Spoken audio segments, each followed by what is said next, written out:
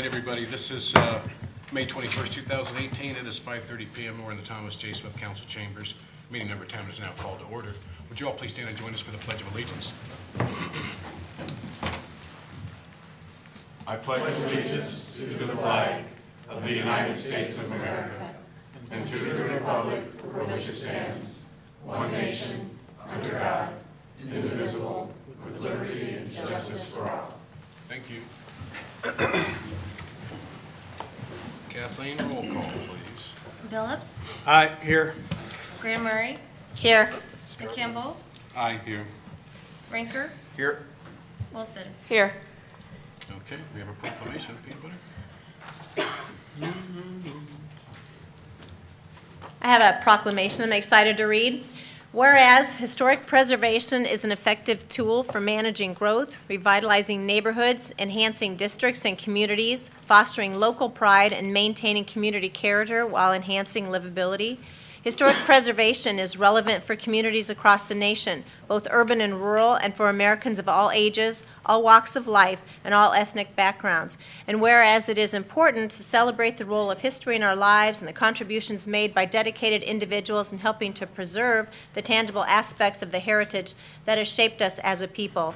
And whereas Burlington has an abundance of historic treasures, including national and local register properties, and the Burlington Historic Preservation Commission promotes the preservation of historic landmarks and historic districts within the city of Burlington.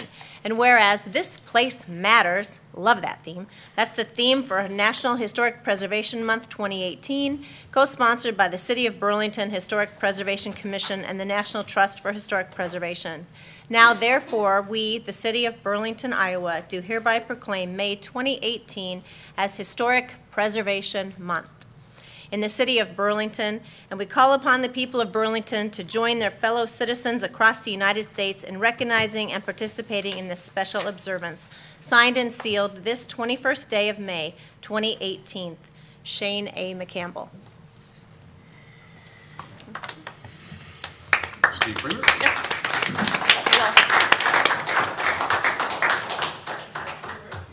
Just very briefly.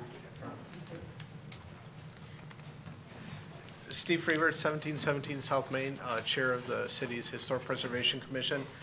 Typically, I come here in May and give a report of the past year's activities for the commission. I'm not going to take the time to do that tonight, but I am going to say that we are diligent working on completing design guideline handbook for Heritage Hill. It's something we've had underway for a while.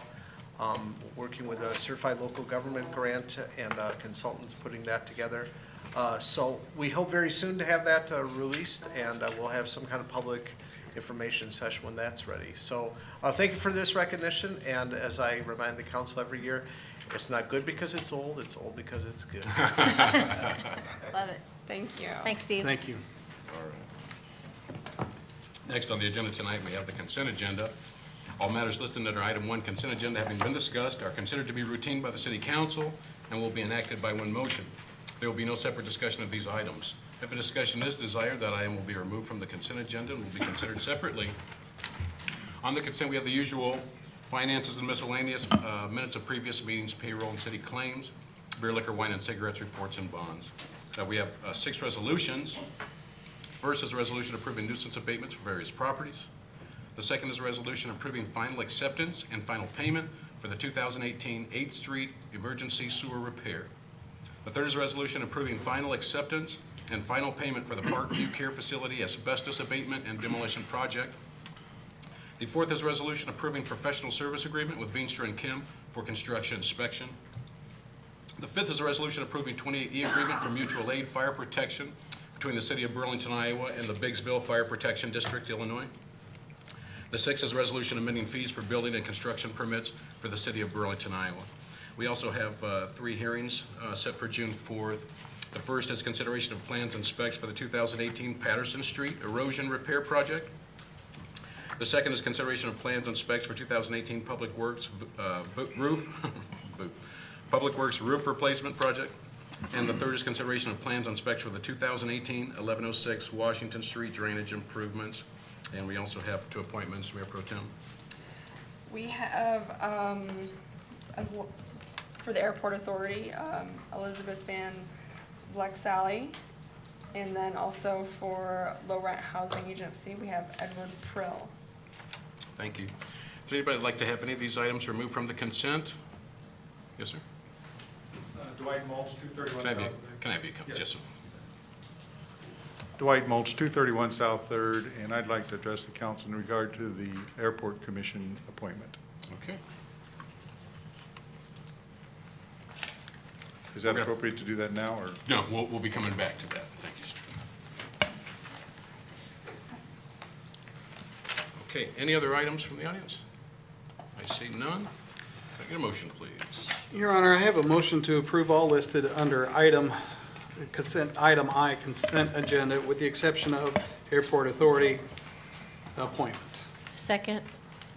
Moved in second. Kathleen? Phillips, Aye. Graham Murray, Aye. McCampbell, Aye. Rinker, Aye. Wilson. Aye. Okay. Now, we're going to try to roll downhill tonight, but I do want to make sure that I read this thank you card. It was given to me a couple weeks ago from the Midwest Magic. It says, "Thank you for your donation from the Midwest Magic team captain and coach, Terry Coakley, Mike Fuhr, Sarah Fuhr, and Brett Mitchell." And Mike and team, if you guys are watching, thank you for taking the time to send out this card. It's appreciated. I'll be hanging it up downstairs in the chambers. Okay.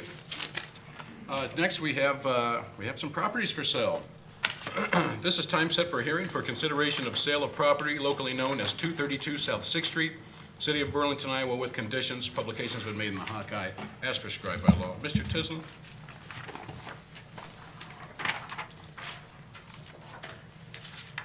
This property is located on South Sixth Street, just south of Division Street and Etna Street. It is one the city acquired. It was in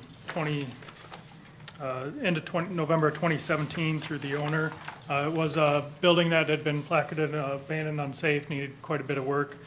We have had a offer on the property from Thomas and Cynthia Fossum from Newcastle, California. There are some conditions for sale of the property. Go through those here. Defective items need to be repaired as needed. A licensed plumber and electrician shall inspect and sign off that such items in the property meet or are brought up to code. Sidewalks and parking shall meet current code standards as necessary. All permits shall be received and codes met for applicable work and occupancy of the home.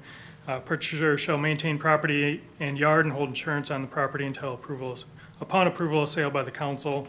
Work shall be initiated within 60 days and completed within 180 days of approval by the council, with an extension of 180 days may be granted with continued progress on the property. Failure to meet timeframes may result in forfeiture of sale and purchase with resale by the city.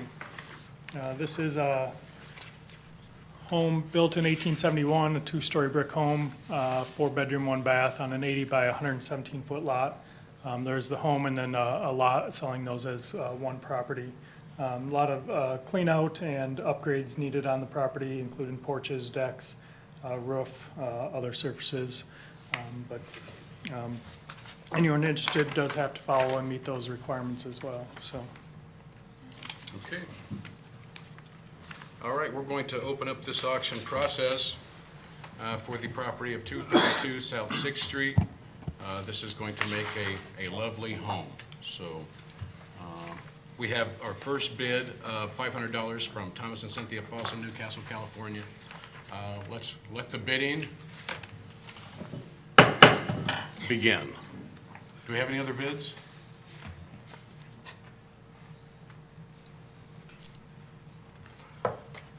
Whew! All right. Your Honor, I have a motion to close. Can I get a second? Second. Kathleen? Phillips, Aye. Graham Murray, Aye. McCampbell, Aye. Rinker, Aye. Wilson. Aye. Your Honor, I have a resolution approving the sale of property locally known as 232 South Sixth, City of Burlington, Iowa, with conditions. Second. Thank you, sir. Need a motion to amend Exhibit C, Oh, I do need a motion to amend it even though, okay. yeah, because it's blank right now. Okay. Your Honor, I have a motion to amend Exhibit C to read, all screwed up, sale of property to Thomas and Cynthia Fossum, Newcastle, California, for the amount of $500. Second. Second. All right, I got 2 seconds. We're doing good, you guys. We're going to do this. Kathleen? Okay, this is on the motion to amend. Phillips, Aye. Graham Murray, Aye. McCampbell. Aye. Rinker, Aye. Wilson. Aye. Okay, now let's vote as amended. Phillips, Aye. Graham Murray, Aye. McCampbell, Aye. Rinker, Aye. Wilson. Aye. You voted. Okay. I'd like to say this is going to make a lovely home and whatnot, so bless you. You like that whatnot? Thank you.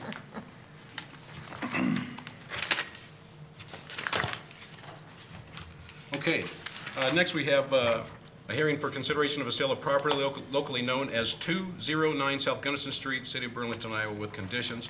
Publication has been made by the Hawkeyes prescribed by law. Mr. Tisland. Similar conditions on, of the previous property. This is located on Gunnison between Division and Smith Street. This house does, again, require rehab, meeting all current codes, require sign off by plumber and electrician that it meets current code standards. Sidewalks and parking areas shall be improved as necessary to meet code standards as well. All permits received. Purchaser shall maintain the property and yard and hold insurance until, upon approval of sale by the council, work started within 60 days and completed within 180 days with an additional 180-day extension, provided progress is continued to be made. This one previously came to council in 2016, in October of 2016, and unfortunately did not follow through with the timeframes, exceeded 6 months beyond the additional 180-day timeframe, so it was well in advance of that, and by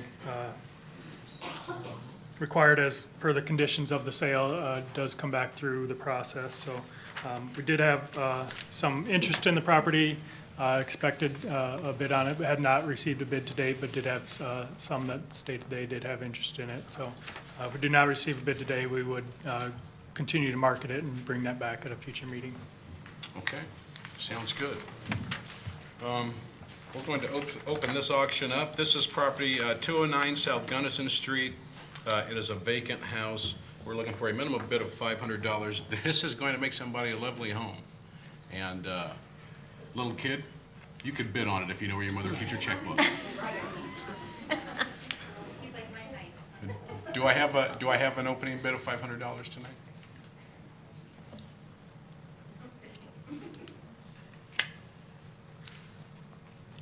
Can you enlarge that picture a little bit? Maybe they can't see it that good. Look at that. It's cute. Home built in 1900, question mark. It's a 1.5-story brick, 2 bedrooms, 1 full bathroom, 45 by 156 foot lot. Tell you what, that's gonna make a lot of memories. Pretty sure it's not a 1.5-story brick, just looking at the picture. I appreciate you bringing that up. I'm gonna pay attention to detail. No bids on this property tonight? I'll tell you what, you're really missing out. No bids going once? Going twice? Becky Anderson? Your daughter gave you an amen on that, no. Okay. Okay, well, we're going to continue to market this, so we'll be coming back for those that maybe had some interest. Drive by, take a look at it. It's gonna make some wonderful memories, so. Still We need to just close need- the hearing. So motion. No votes on it then? No votes to sell it? So we're just gonna I would close close the it. hearing, and I would still, since the resolution, I would just vote it down. Okay. Yep. All right, so I motion to close. Second. Moved in second by all 3 of you. Kathleen? Phillips, Aye. Graham Murray, Aye. McCampbell, Aye. Rinker, Aye. Wilson. Aye. Your Honor, I have a resolution approving the sale of the property locally known as 209 South Gunnison Street, City of Burlington, Iowa, with conditions. Second. Moved in second. Let's vote it down. Kathleen? Phillips, No. Graham Murray, No. McCampbell, No. Rinker, No. Wilson. No. Okay, the noes have it, but we'll be back looking for a yes. Thank you guys for your participation tonight. Next, we have consideration of an ordinance repealing Chapter 122 peddlers, solicitors, and transit merchants, and creating a new Chapter 122 peddlers, solicitors, mobile food vendors, and transient merchants. Have a second. Second. Did you say, I need a second? I'm sorry. It's just a hearing. Yeah, I did. I'll give you one. I appreciate it. I appreciate the backup, my friend. Anytime. Okay, Mr. Tisland. This code section is, I guess, being repealed and adding a new section, very similar to what was there before. The primary change is adding the mobile food vendors.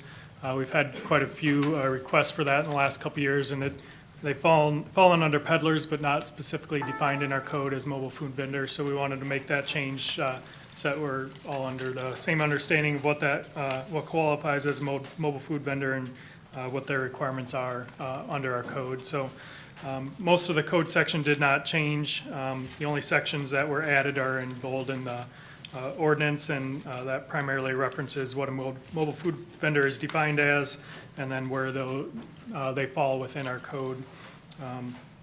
One difference between other requirements is they get an annual permit, and then for each location, they submit a new location map for each of those locations that they're seeking.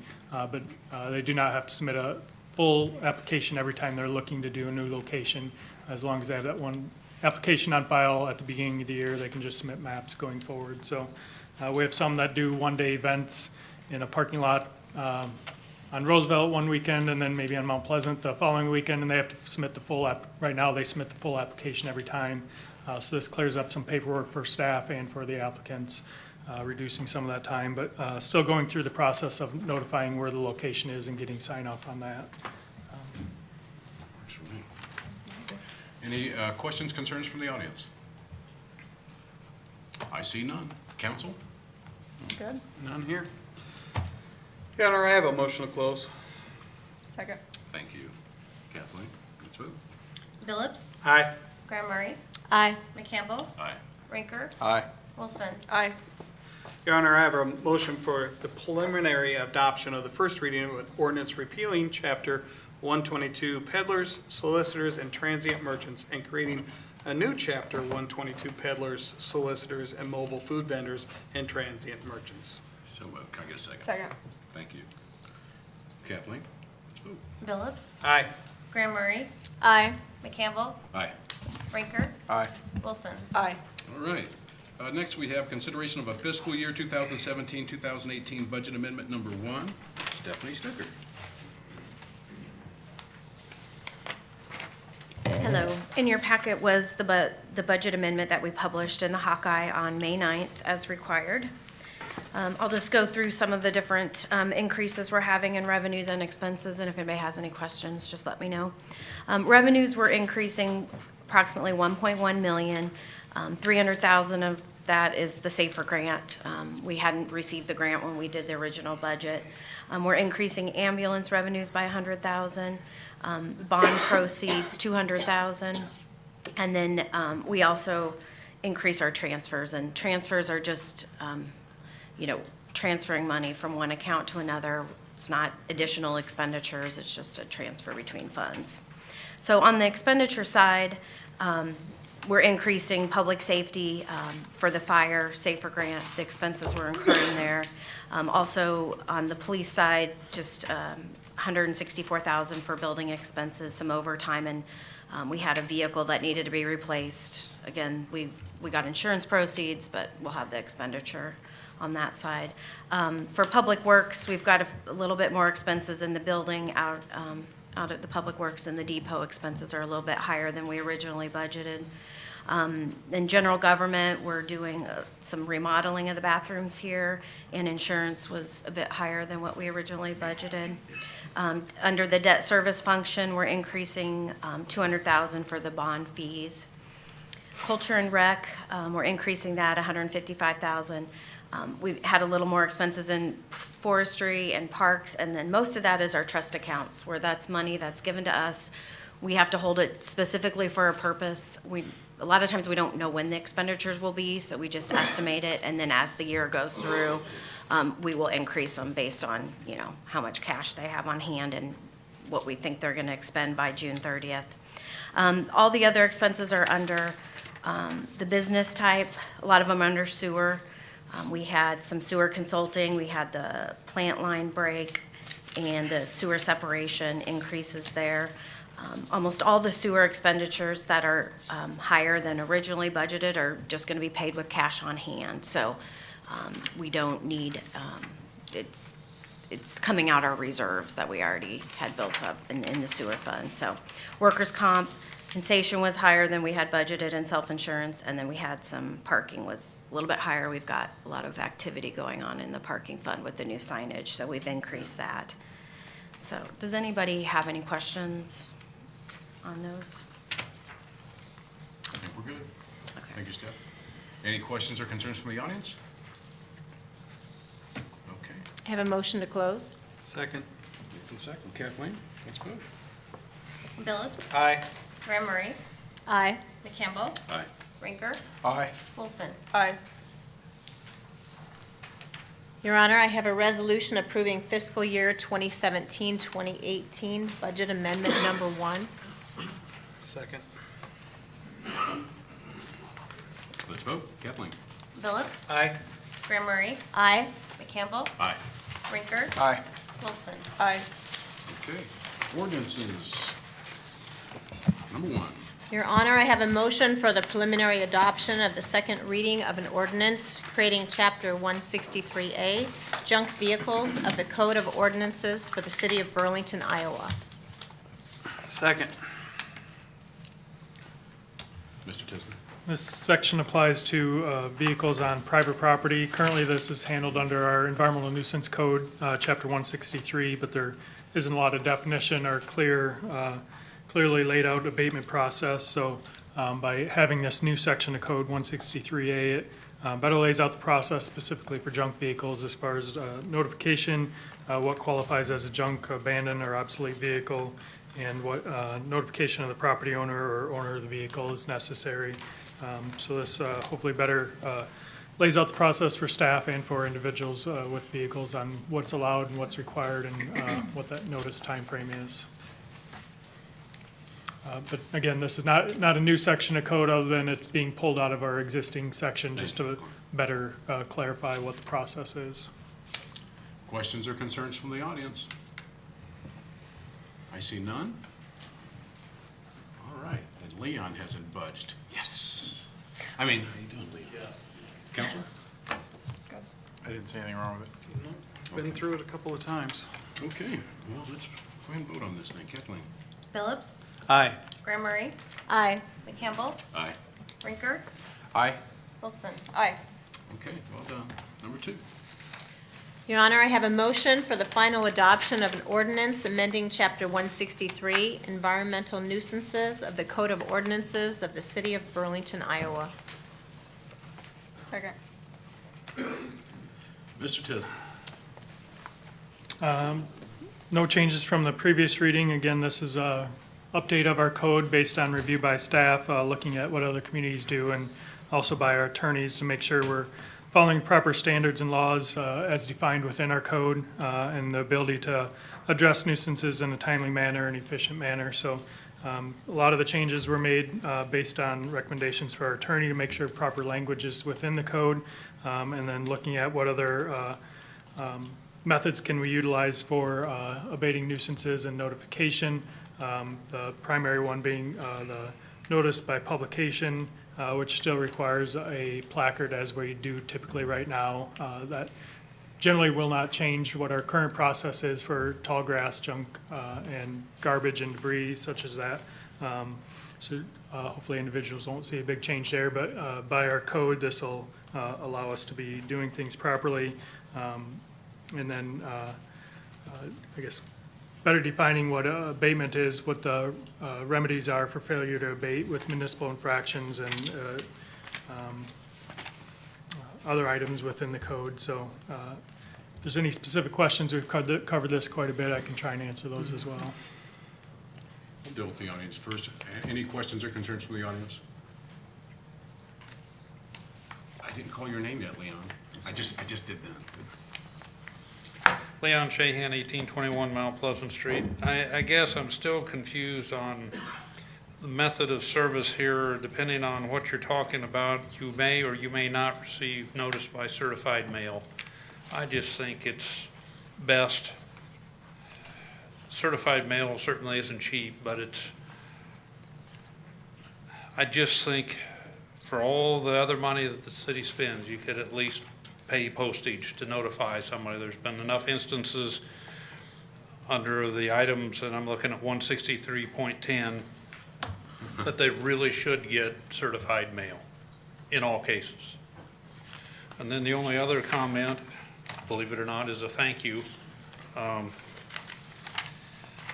Going back in the pages here, basically under number 11, early on, you made normal garden practices legal finally, as far as compost and grass clippings. I appreciate it, since I am a gardener. You're Yes, you welcome. are. Mr. Tislin, on the, what was the purpose of, was that just for savings on the certified mail? Well, partly it's savings in staff time, waiting to deliver the certified mail and receiving that back. It's $3.45 a mailing, which doesn't seem like much till we deal with thousands of mailings in a year, a couple thousand in a year. But also just on these minor nuisances, the tall grass and weeds and junk and trash, we get more complaints that we're not doing things fast enough or getting to those items in a timely manner, and we still want to provide notice through that orange placard on the door that we're going to continue to do and do our best to make sure owners or residents are notified. We don't want to clean up abatements because we know that takes more time on our end and is a hassle for staff and the owner and resident. So we want to make sure they have every opportunity to do that on their own. So it's logical to think you're gonna knock on the door when you put the placard on and see if there's someone home you can Yeah. talk to, correct? Yep. Okay. Mr. Shahan, I understand you want a letter, but the placard on the door, I mean, you're not gonna miss that one. Come on in. I'm just talking in reference to absentee owners. There's some neighbors that go south for the winter, and they don't come back till mid-April. There's been times when the grass can get pretty lengthy. It didn't happen this year, but, and I'm sure they have a forwarding address and should be given that opportunity. But on a situation like that, all we're gonna do is cut the grass. Nothing's gonna be taken. We're just gonna take that tall grass and move it Pretty on. expensive. But I'm just saying, when people move, they know that grass keeps growing. Well, I'm not saying move, I'm saying they're Well, I gone for mean, the winter. well, when people go on vacation, they know that grass keeps growing. You know what I'm saying? I mean, you want us to protect your money, Leon. That's what you want us to do. You bark at me when we don't, to Well, your satisfaction. Here we are trying to save, now, you just heard the logic behind that. $3 plus for, it could be up to thousands, I'm okay with it. I'm just saying, I'm okay with as long as we do the placard, I'm okay with that, because really, there's not very many other scenarios that somebody wouldn't be prepared to do. To me, it's a shock when somebody says that they've left their property for a large amount of time, and they're shocked or surprised that somebody had to cut the grass or do something for Well, it. here's another example, and it happened in our neighborhood, and I actually had to call inspections. They were putting a placard on the door. The home was in foreclosure. There was nobody to home. And it'd been a lot easier if you'd done the research, called the bank, and tell them to do something about it. Because when the city had somebody come out and trim the grass, it looked worse after the grass was done than before. I would seriously doubt that. Yes, it did. It was pretty bad. I'm not gonna argue with you about Yeah. that right now, Leon. I But wanna talk to I'm- you about that after the meeting, though. But I'm just saying, I think it's a good idea in all cases. That's $4,000 well spent. I complain about a lot of the money that gets spent, but that's $4,000 well spent. Thank you, sir. Anybody else from the audience? I see none. You've all been lovely tonight, everybody except for Leon Shahan. I want that documented for the record. All right. Council, we good? I would just say I hope we're not cutting the grass in the winter. Well said, Mr. Rinker. Well I said. mean, Okay, Kathleen? Phillips, Aye. Graham Murray, Aye. McCampbell, Aye. Rinker, aye. Wilson. Aye. Okay, Your Honor, I have a motion for final adoption of an ordinance amending the Code of Ordinances, City of Burlington, by creating a new Chapter 100 Stormwater Management and Drainage Systems Utility. Second. City Manager, Assistant City Manager, Nick McGregor. I'm gonna come up here because it's gonna be behind me, so that way I can talk and look at the same time. We'll just go over the same PowerPoint that we've gone over for the last 5 or 6 weeks. This ordinance is repealing our current Chapter 100 ordinance that has a stormwater utility. The stormwater utility that is currently in place is pretty basic. Every year, by resolution, we set the rates. This new ordinance would set the formula for the methodology in the ordinance, and then every year we would set the ERU rate by resolution. Go to the next slide for me.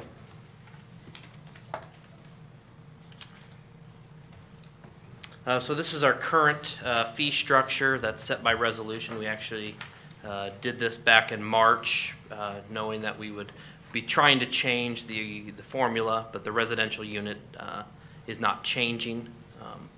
But as you can see, we have 2 different units for residential, and then we have 4 different impervious surface categories for commercial and industrial. The ERU methodology would break that down even further. If you'd go down to the next slide. So the ERU, or the equivalent residential unit, is determined by finding an average impervious surface area. And when I say impervious surface, concrete, roof space, anything hard surface that won't let water penetrate into. That is 3,360 square feet. That is then applied to all the commercial, residential, or multi-residential and industrial. The dollar figure for that ERU rate is $2.58 as of July 1. So as you can see, in Iowa, ranges for ERUs are from $1 to $6. Hit the next slide for me. This is a breakdown of the number of properties. You can see ag, commercial, industrial, the number of properties that fall into that category. The average monthly bill on what those properties see is off to the right. And you can see that the residential is from when we were doing the study, so it still says 250, but it should be 258 moving forward. If you go to the next slide for me.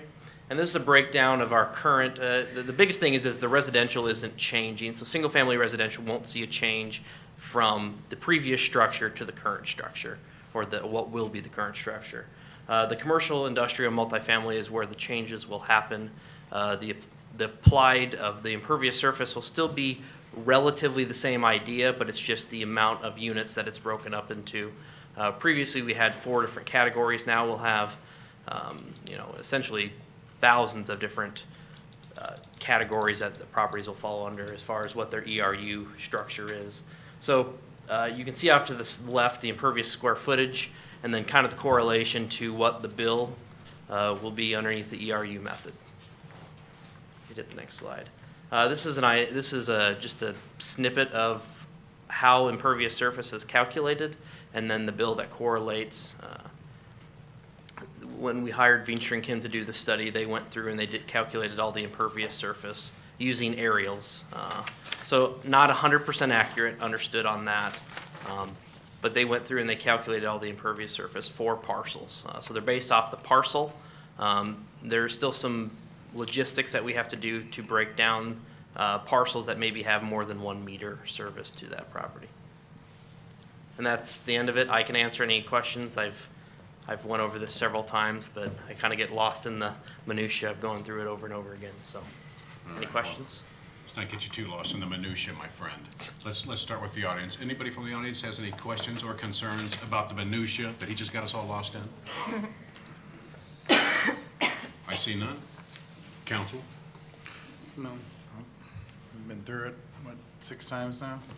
A lot of minutia. Okay. We're good? Kathleen? Phillips, Aye. Graham Murray, Aye. McCampbell, Aye. Rinker, Aye. Wilson. Aye. Okay, resolutions. Here I have a resolution amending stormwater utility system fees pursuant to Chapter 100.7 of the Burlington City Code. Second. Assistant City Manager, Nick Woodruff. This resolution will set the RU rate that we had previously just talked about. It was not on the work session as far as a resolution listed in the agenda, but we did discuss it when we talked about the ordinance change. So all this resolution does is set that ERU rate that had already been previously set. So this is just doing it underneath the current code system that we just set. So Right on, right on. Anybody from the audience, questions or concerns? I see none. You guys have been lovely tonight. Council? Kathleen, let's vote. Phillips, Aye. Graham Murray, Aye. McCampbell, Aye. Rinker, Aye. Wilson. Aye. Okay, number 2. Hereon I have a resolution awarding contract for the 2018 HMA overlay project. Mr. McGregor. I need a second. Second. Thanks, both of you. The resolution in front of you would award contract to W.L. Miller in the amount of $579,835. The amount bid is a little bit over the estimate. As you can see at the bottom, we are funding this through our annual GAO bonds in the amount of $1.4 million. We planned on doing some concrete work adjacent with the asphalt work. With Agency Street, a little over bid, and then these numbers coming in, we backed off a little bit on what our concrete costs were. This project, I foresee maybe a little bit of ability to do some change orders on, since we have a quantity price, to do a little extra asphalt work, since we still have the budget of $1.4 million. I've discussed it with Jim on how we're going to continue on with the work, but I would recommend awarding bid to W.L. Miller.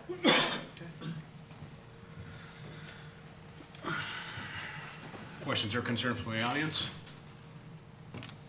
I see none. Council? Nope. Let's vote. Kathleen? Phillips, Aye. Graham Murray, Aye. McCampbell, Aye. Rinker, Aye. Wilson. Aye. Done.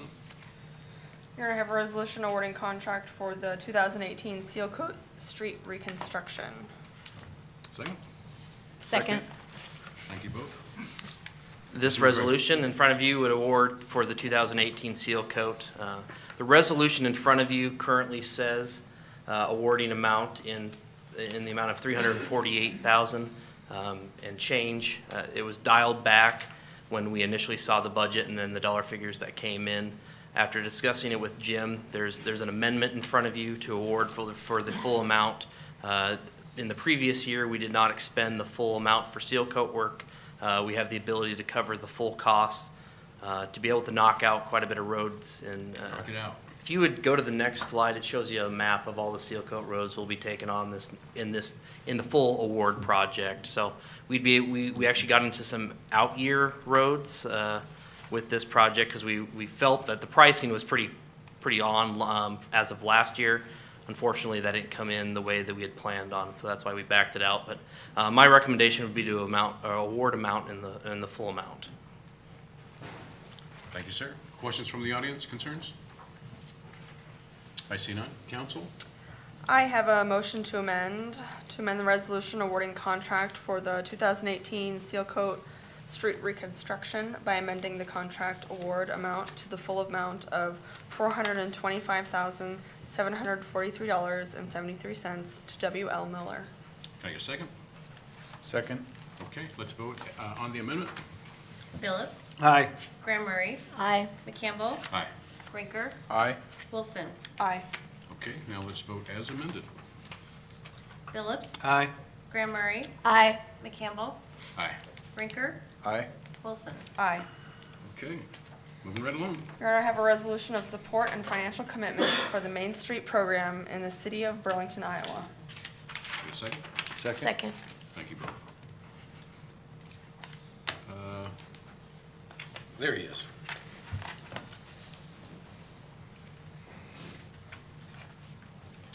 Steve Freever, this time Executive Director of Downtown Partners. I gave my kind of annual report at the work session last week, so I don't really intend to go over any of that unless you have questions.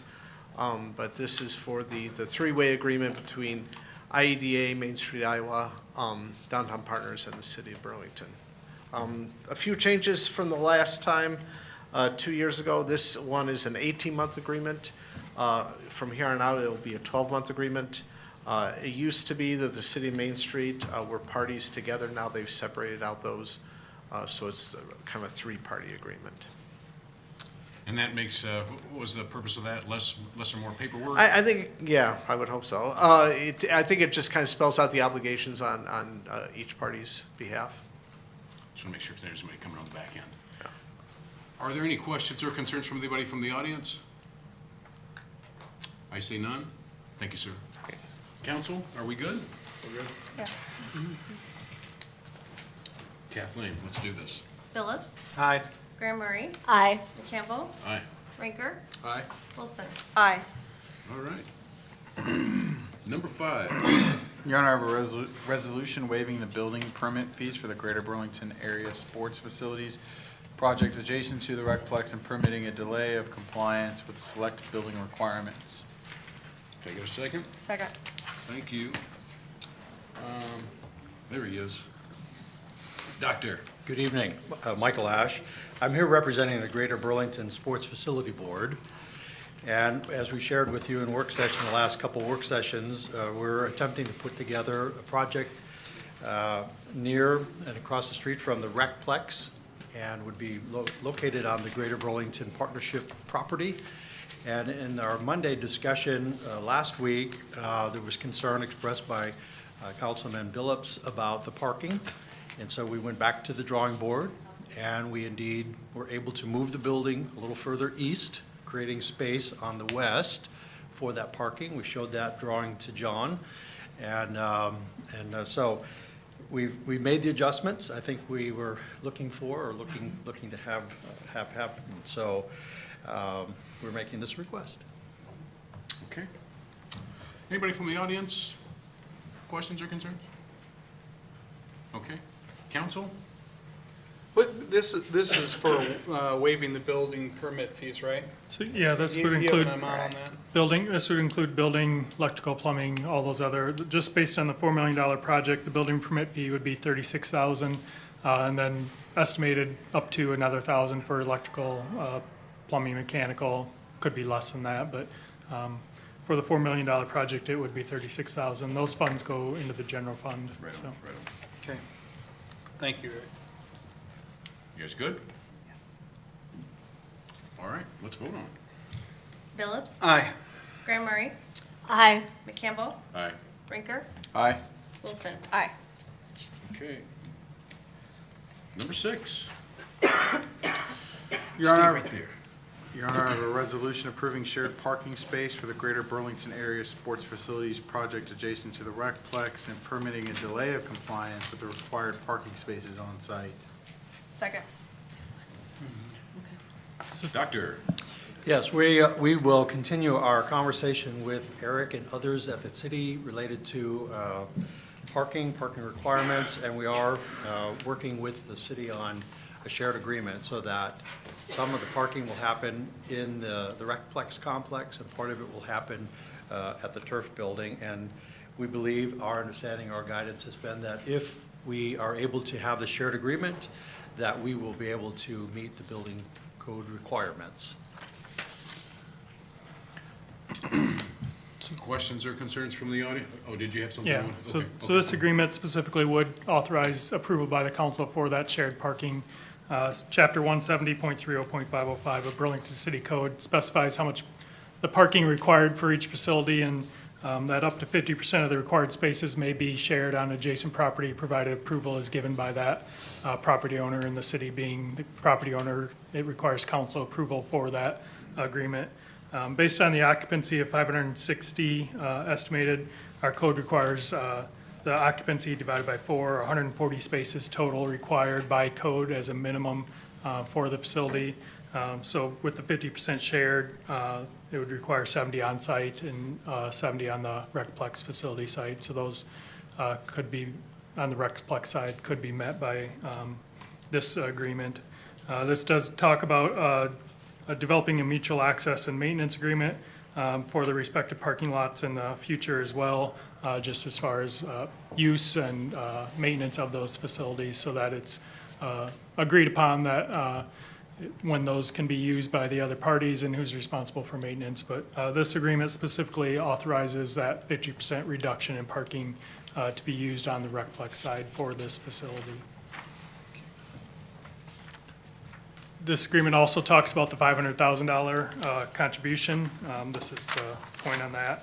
I can put up a map here. So there's some estimated, or cost estimates with this. I guess the language within the resolution says, council does hereby approve the expenditure of up to $500,000 for the construction of additional parking and other horizontal infrastructure at the outdoor Recplex, the construction of connecting sidewalks between the existing outdoor and the new indoor turf facility, and the construction of additional parking at the new indoor facility in a manner to satisfy all code requirements at a minimum. The amount of parking constructed at the new facility will meet the minimum standards, but will be expanded as funding allows within the $500,000 allocated to the overall project. And the parking and sidewalk layouts shall be constructed generally in conformity with the parking design layout, which is shown here. So it's based on that, the cost estimates as completed by the city engineer, this area, find here, area E is Recplex parking, and I'm gonna have to, it's approximately $120,000 for this area shaded in gray, which would be additional parking on the east side of the Recplex. Say that again, Bud. That area shaded in gray with the additional turnaround and then the parking on the east side of the Recplex would be approximately 49 spaces and $120,000. The area in yellow is area B, and that would be approximately 98 spaces, and that is $361,000 for that portion of parking. The area dashed here, not highlighted, is the area that was discussed by the sports facility as being constructed with the project. That includes, I think it's 7 or 8 handicap parking spaces. The area in red is the future road extension that has been discussed as an extension by the city. And then there's areas in blue and green are other alternates for parking at a cost of $280,000 for the area in blue and $84,000 for the area in green, which would both be above the, I guess, those kind of give you a breakdown of what the options are for that $500,000 expenditure. But the resolution states that it can be any of these options, with the area on the Recplex side, the area in yellow being the closest proximity, the sidewalk connections, and then these areas on the south side exceeding that $500,000 if those first two options are considered. And when we sat down and did this, we could have dissected the parking into thousands of different sections. When we discussed it as staff, we figured that Section B, if we were going to go up to a $500,000 threshold, Section B, or the yellow, was one of the more logical ones because it fit with the flow of the rest of it. We also, as staff, liked the addition onto the east side of our current parking structure at the Recplex. Because of the ease, you already have the travel lane created, and then creating essentially the parking stalls, which I think 98 and 47 or 49 would be 147 spots roughly created at about a $480,000 cost. So those seemed the most logical to us when we sat down and played it through. But we have options up there. I guess we could come up with more, but this is what made the most sense to us when we sat down and looked at it. And then obviously if costs come in under, there are additional options to expand those areas further. Okay. Questions or concerns from the audience?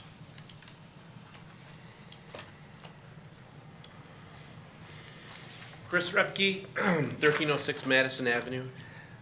I guess this is a little bit of sour grapes, I'll admit that. But last meeting, you couldn't turn down $400-something thousand to keep parking on Madison Avenue. Now you're gonna give $500,000 to put parking spaces in the Recplex. which just puts more burdens on the taxpayers, because really, that's where the money's gonna come from. And I say, you know, everything's fine except take out the $500,000, the city contribution to the parking. Because again, you're not adding value to the neighborhoods of the city.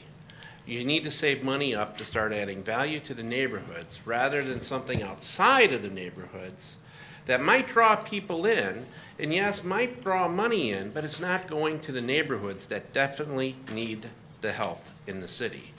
They're more on the downhill side rather than the uphill side. There's more development. I've talked to the Syrup, I always call it Southeast Iowa Regional Planning guy, mentioned that there's more development outside in the county rather than in the city for housing. It's something that needs to be reversed. And $500,000 for parking really needs to be put into all the neighborhoods of the city rather than into parking and putting more burden on the taxpayers. Thank you. Thank you, sir. Thank you. Anybody else from the audience? Okay, thank you, Christopher. Council? So right now, we're planning at a minimum to do the Area E and Area B, correct?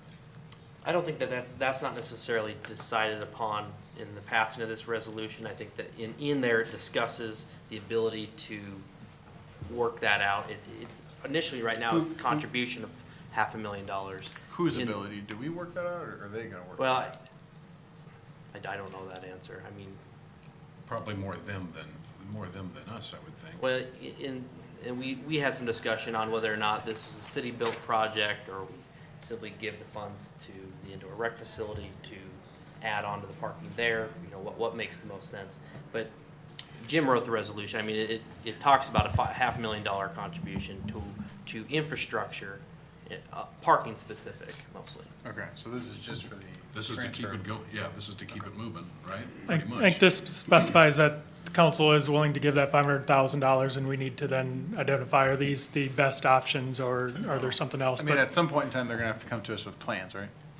we have some plans, but I guess, are these satisfactory to both parties as far as parking options? And is council willing to commit that $500,000 when we can come to an agreement on what those exact specifications are? So Okay.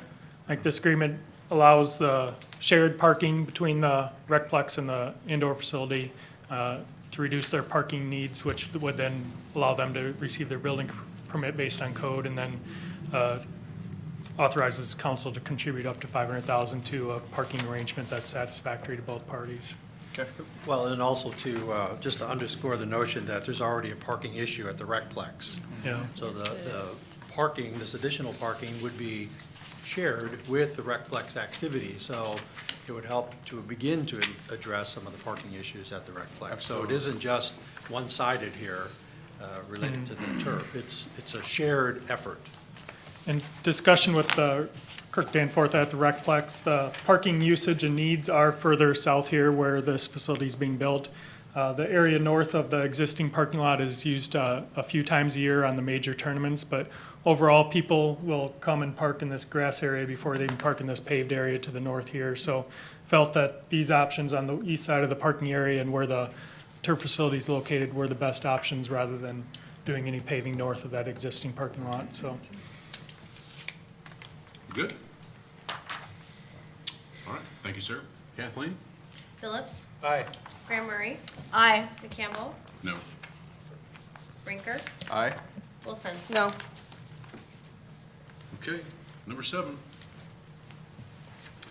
Your Honor, I have a resolution approving access agreements from the temporary graveling of an extension of Broadway Street for the Greater Burlington Area Sports Facilities Project adjacent to the Recplex and permitting a delay of compliance with required roadway construction standards. Second. So right now, the Broadway Street ends just past the the parking lot entrance into the Recplex. The facility would like to construct the indoor facility. I think it'd probably start construction prior to any work being done on Broadway. Per our code requirements, they do have to have a paved driveway entrance, but this would authorize that they would be able to have a temporary gravel drive within city right away from the end of the Broadway Street as it's constructed now, it'd be treated as a private drive access for them, being maintained by them until such time as the city constructs the street, and then it would become a public street with that construction. And I don't know if you- And as far as the timing thing goes with the Broadway extension, the full project was not budgeted until 2020. And trying to, you want to show the breakdown of the roads there? The RISE grant application, in discussing it with the DOT and opening up multiple entrances into a property, you're less likely to get something funded if there's 2 entrances created. And so we would go after a RISE grant for just the east-west road, the unnamed road. And that would be a RISE grant application.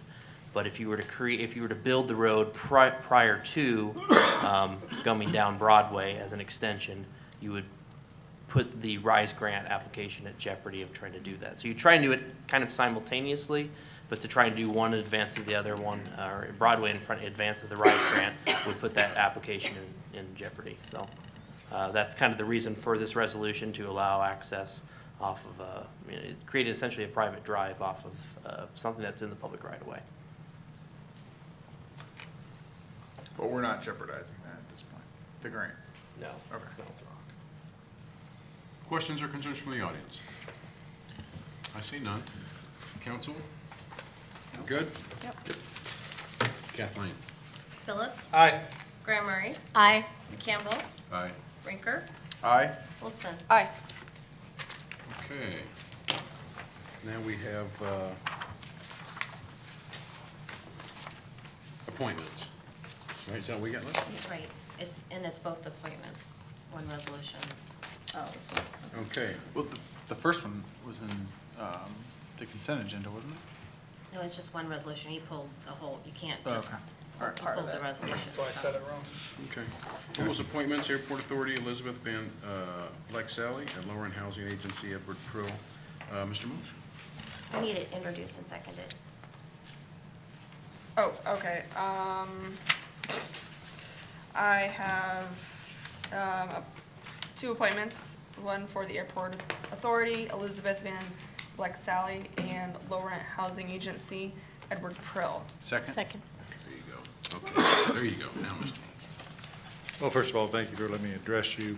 Probably don't very often get somebody come up and want to be passionate about one of the committees that you appoint, but I have been very passionate and have been a long committee member, authorized board member of the, first of all, the Burlington Airport when it was still under your jurisdiction.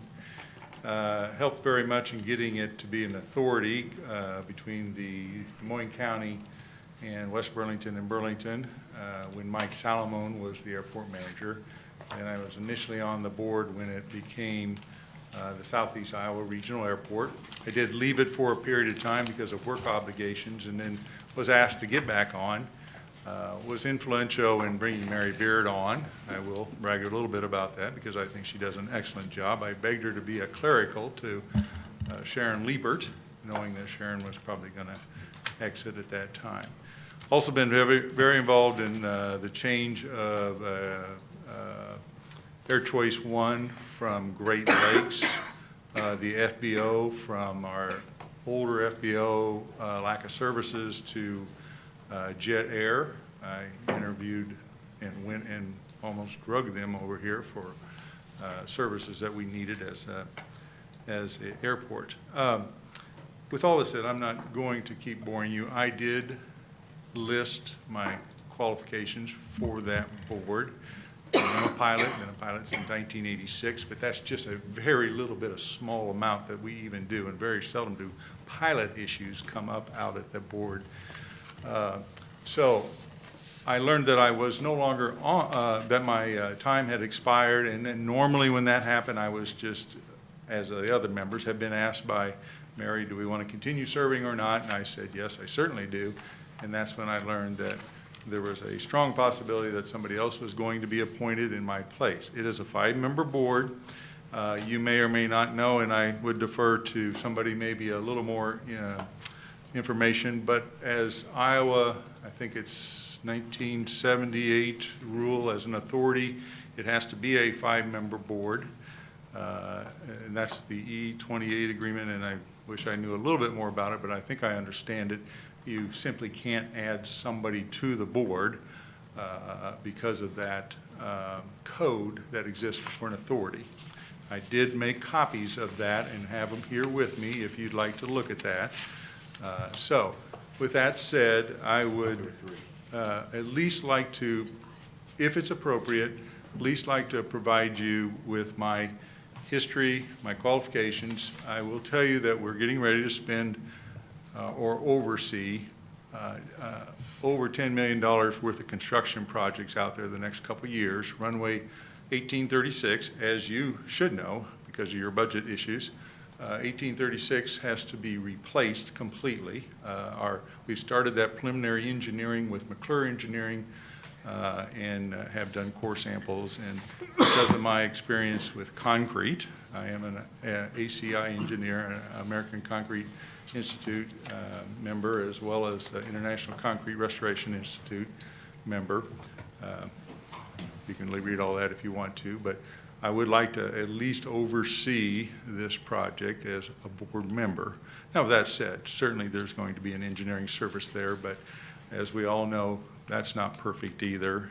And I think in the past, as we have one right now, some of my input has been very appreciated on some of the issues that have happened over there on the facility side of the airport.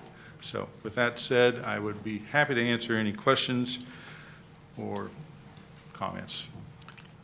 I have one quick question. The roster right now only highlights 3 different members, John Scholes, Charles Walsh, and then yourself. Yes. It's a 5-person board, so if we'd be adding 1 person on, is there a reason why? The other 2 members are the city of West Burlington, Mick Fletcher, and the other one is Dan Wiedemeyer, represents the county. Okay, he's not on this list, that's why. Yeah, Dan Wiedemeyer's been on the board for self-station. Wonderful person to have because of his connections at the Iowa DOT. So how many are on the board right now? 5. 3 appointed by us. 3 appointed by the city of Burlington. Okay, here's, If They're all it's, men? if it appeases you, I do have that yeah, information. you can bring that information, 'cause I've got something I want to give you too that you can have a copy of. Just to clarify, those were all men listed as members of the Yes, board? we are. Or the commission? Thank you, sir. I'm sorry, the first few pages are just my background history, and then you can turn to pages, 3 pages and go to.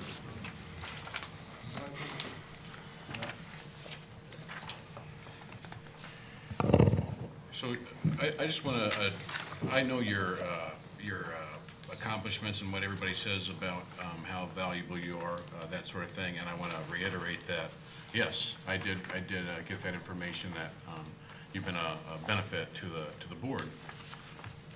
The only reason why this is coming up is because your term has come to an end. Otherwise, and honestly, if nobody would have come, if nobody would have applied for that board, it wouldn't even be an option.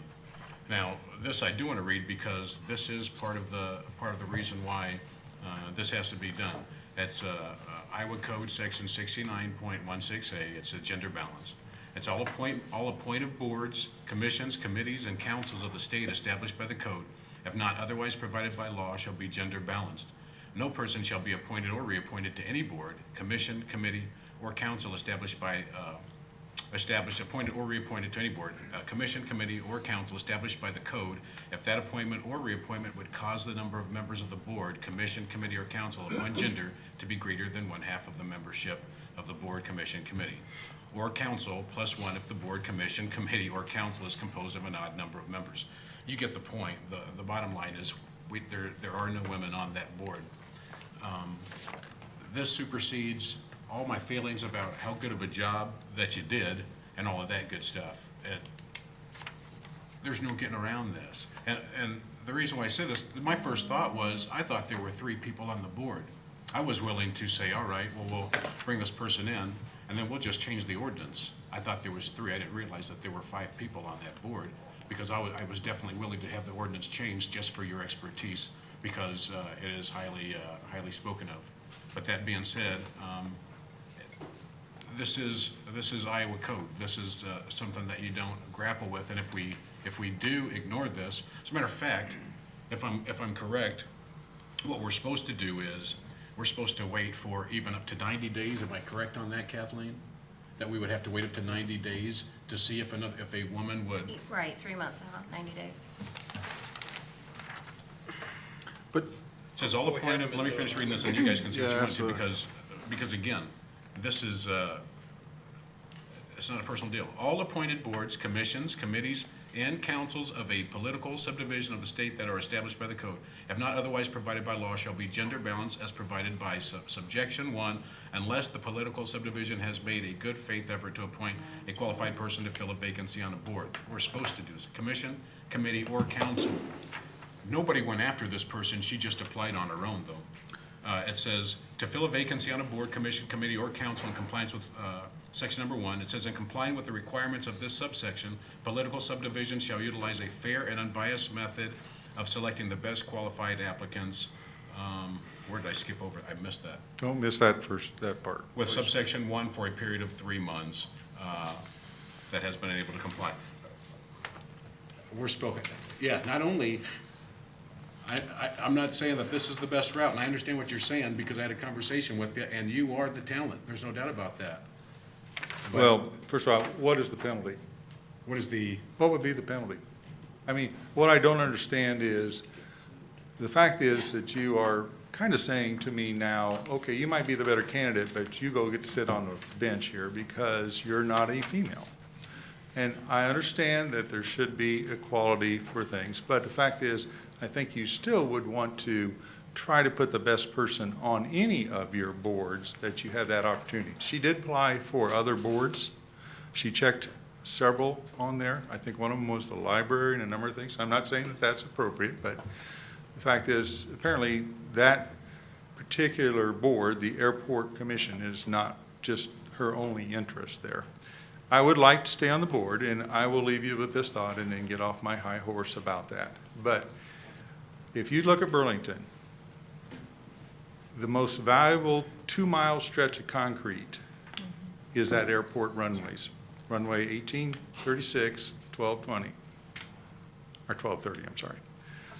In the fact that when somebody comes here who's going to spend a substantial amount of money in our community, I'm not talking about personal money, I'm talking about economical welfare of that community, of our community. They don't come by train, they don't come by car, they sure don't come by boat or bus. They come into that airport. And that's why I've been so passionate about it, because it's not just me as a pilot, it's me as a citizen of this area who wants to make sure we have that airport. I'll give you one more example and then I'm done. Our president, President Trump, whether you like him or not, when he flew in here, we had to tell him, no, you can't fly a particular plane in here because we can't support your plane. We now are making an effort, and I'm trying to push that very much, that we have a 9.5-inch concrete runway, so we can now support larger planes coming in here, especially every 4 years when we have political candidates who want to fly in here. Many of them go to the Quad Cities, Cedar Rapids, and then they'll drive down. I want them here. We were lucky enough, President Trump just said, oh, I'll bring the smaller one. Well, it did reduce his entourage too, but maybe that was nice. But I do think I do have a little bit of reason to want to stay on that board and pretty passionate about it. So with that, let I go, unless somebody else has any questions. questions? I do have a question, not for you, but about how many boards a specific person can serve on at the same time. I don't know if anybody, I don't think there's a limit. is there any limit? Because she's already on a board. That's what I'm thinking. If she has a willingness to join an alternate board, would she be happy with She's that? already on the Because Economic maybe that would Development Board. satisfy her, and then you could continue to serve. I would hate to lose your talent. no We thank you. need you here. There's two big issues that I see with just what's in front of us today, is the fact that in the code reads qualified persons. Well, I don't have the ability to measure this lady's qualifications versus Dwight's, because I don't have any of her information in front of me. I see the appointment packet, and it's listed in the packet. She may just be as well qualified. I'd like to think that we're appointing people to these boards based off of their qualifications and their merits, not the color of their skin or their gender. I understand the goal to try and be more balanced when it comes to these boards, but we do gotta make sure that these people, I mean, if the gentleman has an advanced experience, whether it's or the things that he's in, if we can use that, I prefer to see us go that direction. I would suggest that we postpone this to the next meeting, have an opportunity for this lady to provide, whether we want to ask for a resume or some list of qualifications so that we can compare the two, as we probably should with any two people competing for one particular spot on any board, whether it's the Riverfront Advisory Committee or it's the Housing Standards Appeals Board or the Airport Authority. That's where I'm at. Mr. Winkert, on the application, it does ask for your qualifications. And I know she listed that Yep. her father and her brother might have been a pilot or But something like that. the application isn't in my packet. Okay, this I do want to say before we go forward, and I'm satisfied with that, I guess. But the bottom line is, this still has to be looked at, this still needs to be met. It's never been met on that board. But it I'm not does, trying to it move does say in. qualified. I understand that, specifically but says that in two spots, I so- understand that, but again, that's all up, who's making the call on who's qualified. And I will say this again, you guys know where I stand, I don't like people being locked out. And I'm not saying that's what you're trying to do, but that's what happens when somebody's been on a board for a while and then somebody wants to take a look at it and go into it. I realize how important you are to that board, I realize all the stuff that you did. But at one point in time, you weren't on that board, there was somebody else on the board that had to step away for you to get on the board so that we could see how much talent that you had. So I'm saying, to me, I never like anything that looks like we're locking somebody out. And, you know, everybody gets a term, that's what happens at the end of a term, that it's not a guarantee that, you know, no matter how much talent you've got. And the Mr. only- Mayor, I'm I saying was- this isn't hype, I- this is- And I was, The only problem is the citizens don't get to vote on this one.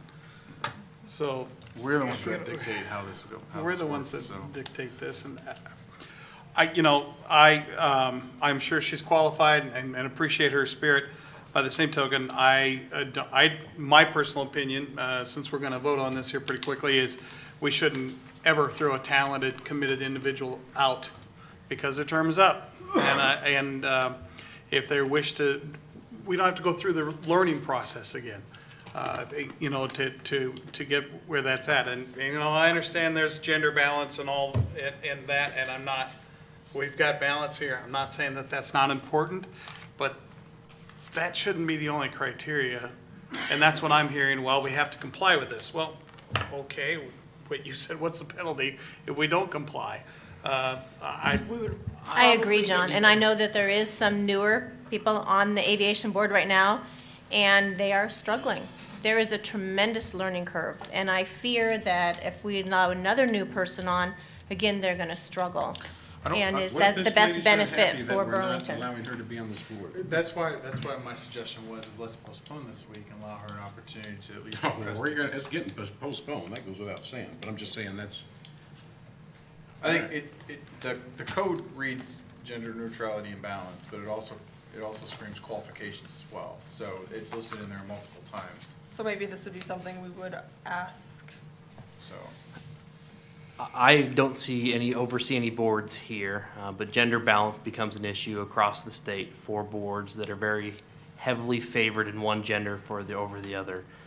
The one thing I would caution you towards is gender balance is important because it could open yourselves up for lawsuit. If there is a qualified candidate in your eyes, I'm not going to interpret that is of one gender that you need to fill that role. Right, and I And think so what I Matt just said- offer caution in following what state code says as far as board appointments. And I So think what Matt said though, Nick, and appreciate that, but I think what Matt said is important to me. I haven't seen her qualifications, it's not in my packet. And so I can't really make that decision without seeing it. I don't know who has looked at nor do the I. appointment. And so until we have that information, I'm not willing to vote on it. And I'd be making the same suggestion if that was a woman sitting there or a man, regardless. Yep. If we've got a board that has 5 women on it and a man decides that he wants to apply for it, I'm not gonna be in favor of just appointing him simply because he happens to be a man and we're gonna balance out the board. So I wanna make sure that when we're appointing people to committees, that if there's openings on the committee and no one has interest and somebody's willing to volunteer for that, obviously, great, let's get them on, get some experience. But when there's multiple people interested in one seat, it's important to make sure that we're taking those qualifications into consideration. But, and like I said, I can't make that judgment tonight because I don't have any of Elizabeth's information. We just need to be careful as well. Again, I mean, okay, let's not labor with this, Kathleen. So do we need to make a motion? Maybe make that a we- motion, I think someone should make a motion to remove the airport authority from the resolution. So we can. So that move way you forward can with still vote on low-rent housing agency. So I'll make a motion that we Thank you, remove Council it- Mayor. That we remove airport authority from the resolution and postpone it to the June 4th city council meeting. Can I get a second? Second. Okay, this is on the motion to amend. Right on. Can I still ask a question? Okay. Okay. My question would be, this falls on us. There's still, West Burlington and the county are nominating people as well. So I guess I Well, haven't. it would, Well, they appoint people. it It's a would be five-person board. if they should have happened to have somebody's term expire, they would be in the same situation. Yeah, so from now on, when we have these committees come up, I would like a breakdown of the length of term, who's on it, and their qualifications. Because this is gonna, if that's the case, this should come up every time on every commission that we have. John, the other May- comment may- I'd make is we put 3 board members on there. We are always gonna have a gender unbalance on our end because we've only got 3 people. We're either gonna have 2 men and a woman or It calls that out. Yeah, but that's- I have a Yeah, but feeling we've Yeah, kind of that's- filled some of these from time to time just because, well, we have an opening. Well, that shouldn't be the way we do business. May I address you a minute, Mayor? In the fact that I had researched the gender equality thing, and I believe if you read that closely, all 3 entities are supposed to collaborate in regard to gender equality. It isn't up to just you as a city council of Burlington.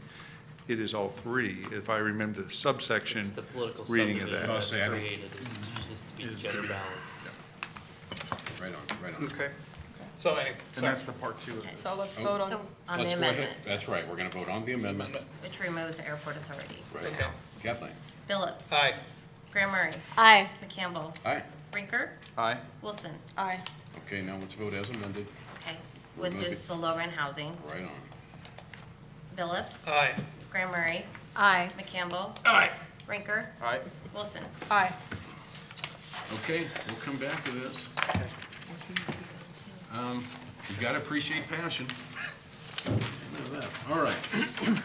We're coming to a close. Mr. Tislett? You've got nothing to say on those tired legs of yours? All righty then. Kathleen? Do you want anybody else from the audience? You know what? That's good stuff. Let's start with Mr. Shahan. Because you're here, my friend, because you're here. Leon Shahan, 1821 Mount Pleasant Street. I want to address something that's not on the agenda, obviously, and that's the proposal for the newfangled garbage cans and pickup. I've got lots of problems with what's being proposed. First of all, the city did a survey. People are opposed to it. That should be quite a barrier right from the start. My concern there is, by having bigger garbage cans, you can kiss recycling goodbye. The reason we have the bag and tag after your first trash bag or trash can is to encourage recycling. I think we need to stay with recycling. Now, I'm not totally in favor of the curbside recycling as it exists, but I certainly support recycling. It's just ridiculous to dig up, for instance, raw iron ore and turn it into steel when there's plenty of steel cans from every household in the city. And I'm really surprised Hal Morton at Area Recyclers hasn't been to visit you, because he is certainly passionate about recycling. Next item, as slow as the proposed equipment is, I fear you're going to have to hire additional staff. Now, I've watched, some people complain about city workers. Well, the sanitation crew, they really hustle. They do us. And I don't know how and I've seen the packways and whatnot, I don't know how they can compete with the sanitation staff. You're gonna have to hire more workers to do this. It's gonna be counterproductive from that point. This equipment is going to be expensive. That means more debt. You've got more than enough debt on the books and off the books. We don't need to incur any more. I've heard that, well, it'll reduce workman's compensation claims. Nobody's told or stated what the workman's comp claims are in relationship to how we're doing it versus how much money it's going to cost. And I know, things like that are hard on workers. I worked on the railroad when I was a young man, and I'm paying the price now. But I think we need a real number for the workman comp claims for the sanitation crew, as opposed to how much money we're going to spend. A good example, many years ago, the city proposed a sidewalk ordinance that everybody's gonna have to go through and redo their sidewalk. It's gonna save the city $50,000 a year in liability claim. Well, I asked a simple question at that time. How many claims that you had, how much had it cost the city? It was $600, not $50,000. So you really need to look at the numbers before you go spending what will perhaps be hundreds of thousands, if not $1 million on new equipment. Second, another point is 33-gallon cans are not the reason Burlington is trashy. Burlington's trashy because you've got trashy wages. You spent money subsidizing employers. Flint Cliffs got money from the city of Burlington. They cut wages. You gave money to Case. They've cut wages. You gave money to Champion. They cut wages. You gave money to GE. They cut wages. You gave money to Dresser-Rand, now Siemens. They cut wages and are leaving town. When you cut people's wages, you hurt people's ability, they're demoralized. Trashy wages makes a ghetto, not the size of a garbage can. And lastly, you're talking about taller garbage cans. We have lots of wind, especially this time of year. There's a good chance those things will get dumped over and you'll have a bigger mess than what you already have. At that, I'll let you be so you can adjourn. But I really am opposed to the mechanical trash collection. I'll address a couple things, where my thoughts are on it. Actually, we Can no. I? You're not, Okay, all right. not really Well, allowed you to can at this lecture, time. but I can't lecture back. Yeah, That's what you're correct. saying. Yeah, Thank Okay, you shut our for- work session. But but you can't after the meeting. Okay. I'd really like to see a lot more analysis on this, and especially since the people of Burlington don't want it. Let's support recycling. Thank you. Thank you, sir. I'd like to comment on that. Yes.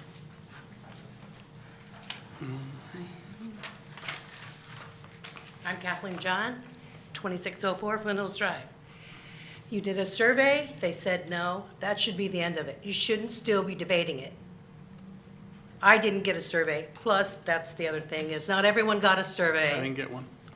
So you don't really have the yes or no's. Most of them have been no's. So that should be the end of it. It shouldn't still be on the front page of the Hawkeye about they're still debating the garbage cans. The people said no, let it go. Go on to something else. Thank you.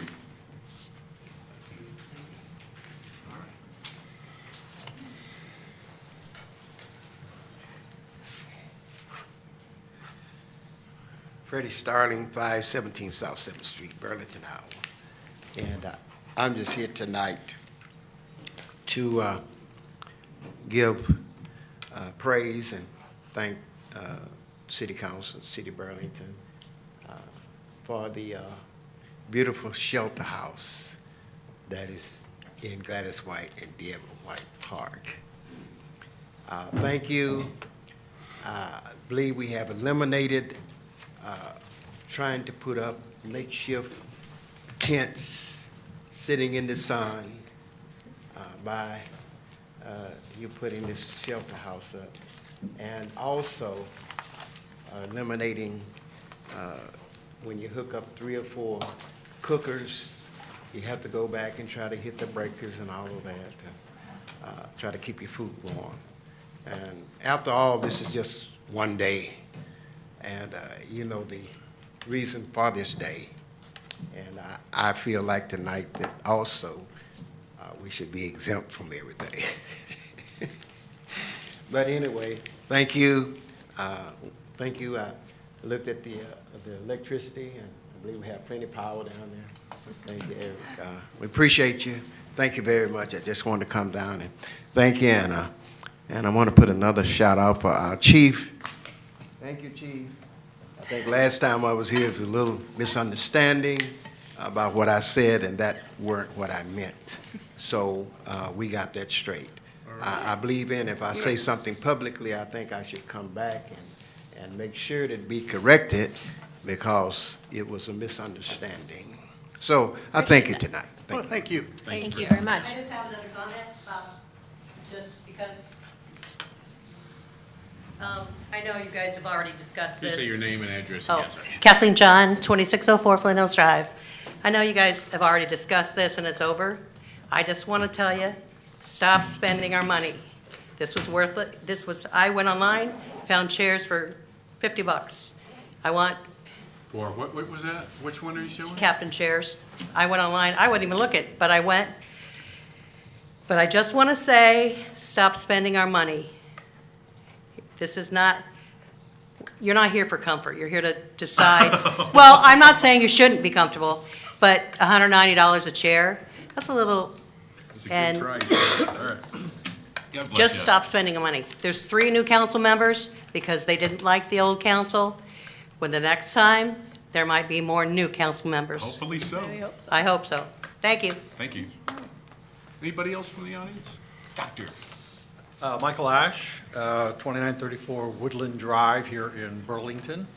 I would just want to say thank you for your support and for your guidance and for the opportunity to be able to work out some arrangements and understanding. So thank you very much, and I think we'll do you proud. So thank you. Thank you, sir. Thank you. Anybody else from the audience? Okay.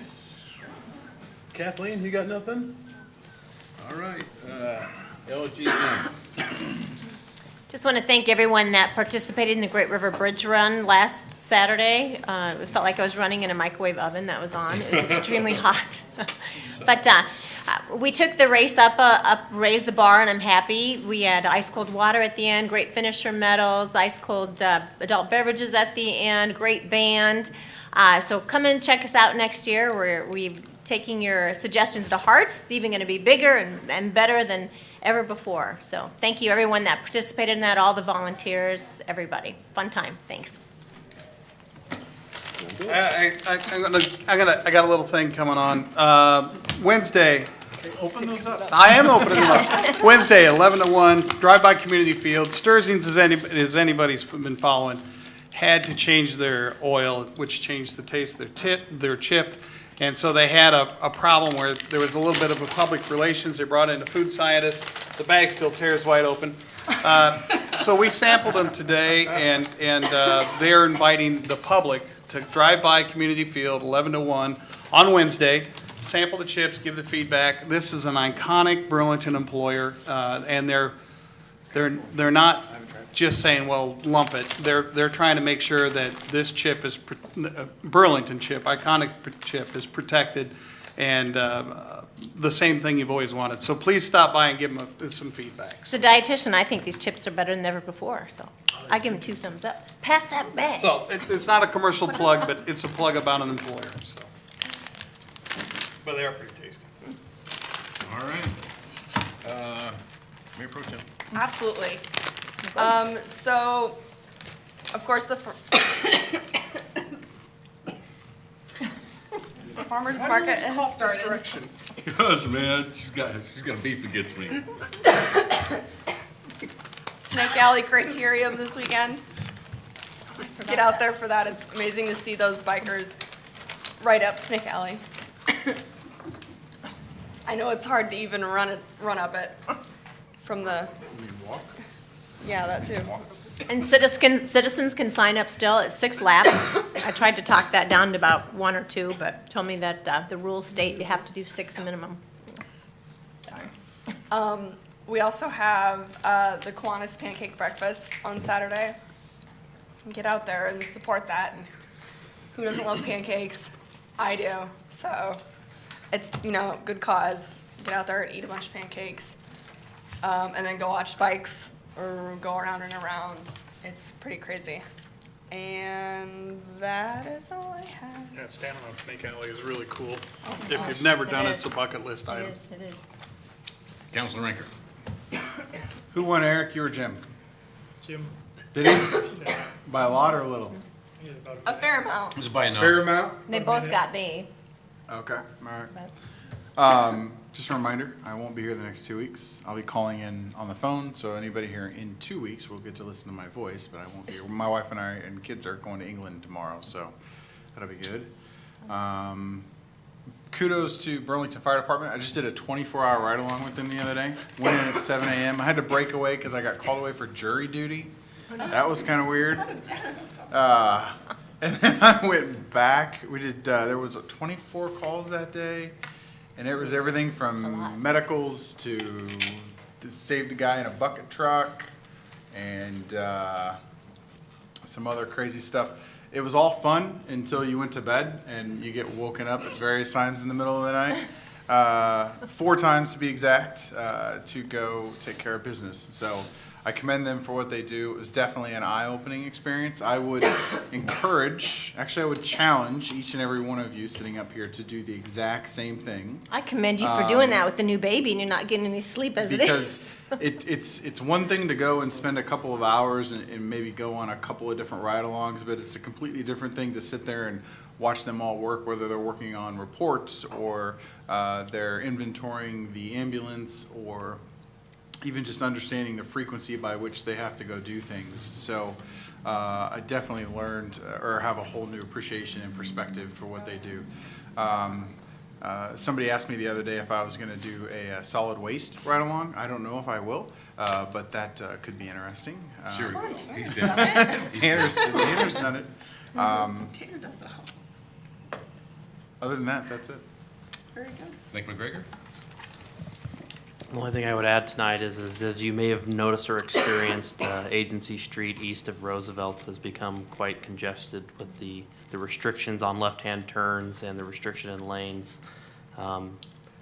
This will go on for approximately about 5 to 6 months, so strap in. So.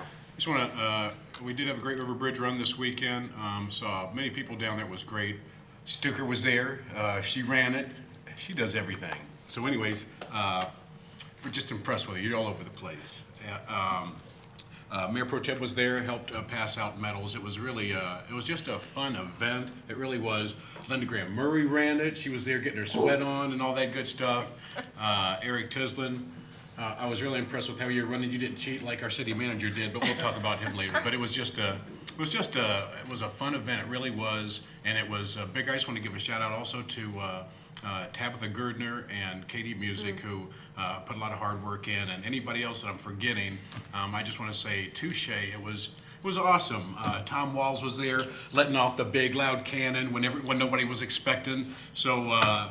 Yeah, that was crazy, but it was awesome, and it was so much fun. I'm really looking forward to next year. I can't wait. And I ran at the beginning of the race, and I ran part of the end, about maybe 10, 15 jog steps, something like that. So anyways, come on out next year. Even Leon Shahan, I'd love to see you come down there in your Elvis or in your Fonzie coat, man. Have you do a little running. Meet me down there next year. Is there anything else before we close then? Okay, just want to say again, for those that came down to talk to us, to tell us how they feel, we hear what you say, even though it sounds like we don't. It's just that you have to understand that other people may not say the same thing you do, but we hear you, so just keep letting your voice be heard. It's important that you do. It's important that you do. Don't let anybody ever silence you. If there's nothing else, can I get a motion?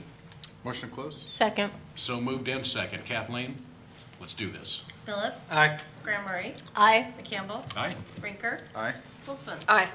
Good night, everybody. Thank you. I'm thinking Madrid.